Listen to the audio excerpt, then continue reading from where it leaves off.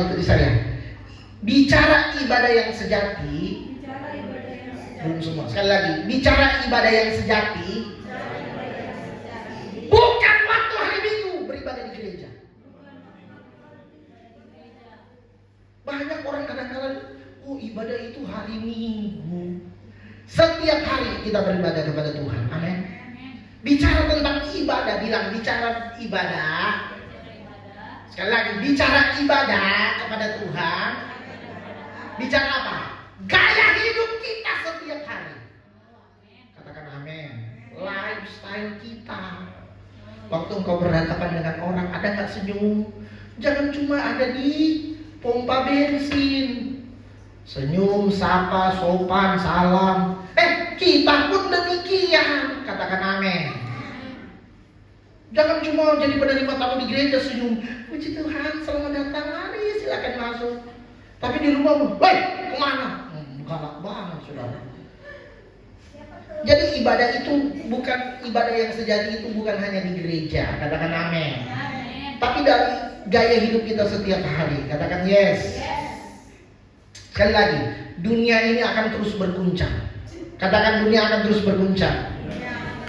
Tetapi setiap kita anak-anak Allah, kita memiliki kerajaan Allah yang tidak akan terguncang. Amin. Kita memiliki dimensi kerajaan Allah yang tidak akan mengguncangkan kita. Karena itu makanya yang pertama tadi apa? Dengarkan suara Tuhan. Waktu firman dilepaskan, jangan keraskan hatimu. Itu kan tadi ayat 25 kan? Waktu firman Ibrani 2 tadi ayat 25. Firman dilepaskan, jangan pernah keraskan hatimu. Dengar suara Tuhan. Yang kedua, tetap kuat saudara saat goncangan datang. Amin. Yang ketiga, hidup dalam nilai-nilai kerajaan Allah. Jalani hidup dengan syukur, dengan penyembahan kepada Tuhan. Penyembahan bukan nanti haleluya di gereja saudara, tapi dari gaya hidup kita setiap hari. Amin. Papa kasih ilustrasi bahwa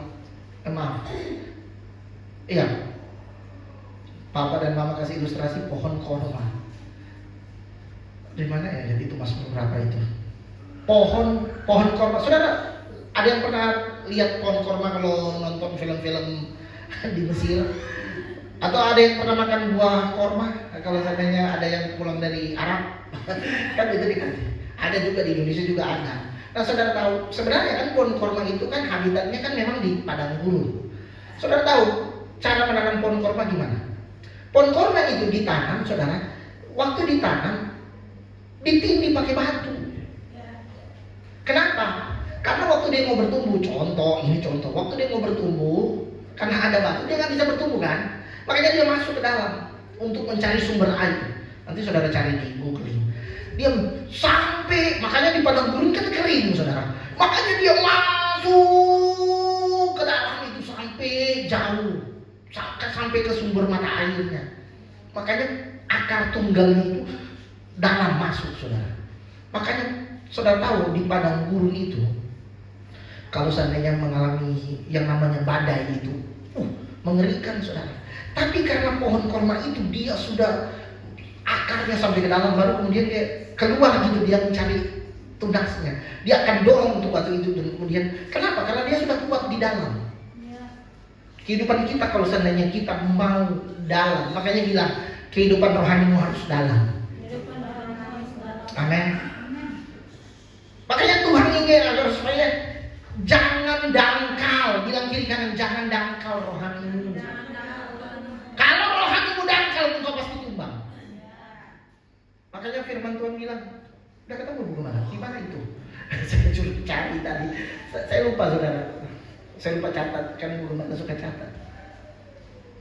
Firman Tuhan berkata, engkau jadi pohon korma dan pohon aras di Libanon. Kenapa sih firman Tuhan Mazmur pasal berapa itu? Kenapa kita disuruh jadi pohon? Karena itu gambaran orang kalau seandainya dia dalam. Ini saya baru ingat. Mazmur pasal 92. Kita baca ini ayat terakhir, saudara. Ayat terakhir. Saya janji ini ayat terakhir, saudara. Ayo. Ayat dari ayat 12. Oh, Oh iya, kalau saya di Alkitab ya benar, ayat 13 berarti. Kalau di itu, baca sama-sama. 1, 2, 3. Orang benar akan bertunas seperti pohon korma dan akan tumbuh subur seperti pohon aras di Libanon. Ada 2 jenis gambaran daripada orang benar. Bilang sama-sama, ada 2 jenis gambaran orang benar. Pohon korma dan pohon aras. Nanti saudara googling aja, saudara cari apa perbedaannya supaya menambah wawasan saudara. Kalau pohon korma itu ya tadi dia akan ke dalam gitu, mencari sumber air. Nah, firman Tuhan berkata, Yesus berkata, akulah air kehidupan.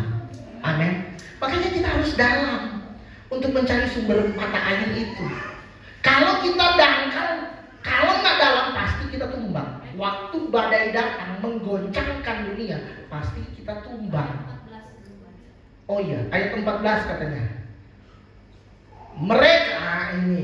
Mereka ditanam di bait Tuhan akan bertunas di pelataran Allah kita. Supaya saudara dalam, saudara mesti ditanam di mana? Di rumah Allah. Ini yang tadi poin saya yang pertama, saudara. Harus saudara ditanam di rumah Allah. Bilang kiri kanan, kamu harus ditanam di rumah Allah. Supaya apa? Bertunas, supaya bertumbuh, saudara. Makanya banyak Kristen nggak bertumbuh. Kenapa? Karena nggak pernah ditanam di rumah. Maksudnya apa? Ya pindah-pindah gereja, dan ini pindah, dicabut terus, selalu dicabut. Makanya nggak pernah ditanam. Kalau ditanam, kau harus dalam. Yes. Firman yang disampaikan dari rumah Allah ini dalam. Supaya apa? Engkau akan bertumbuh dan bertunas. Haleluya. Haleluya. Waduh, saya diberkati. Terima kasih Gembala udah ingatkan saya. Jadi Tuhan mau agar supaya kita akarnya kuat. Akar pohon kita kuat. Supaya apa?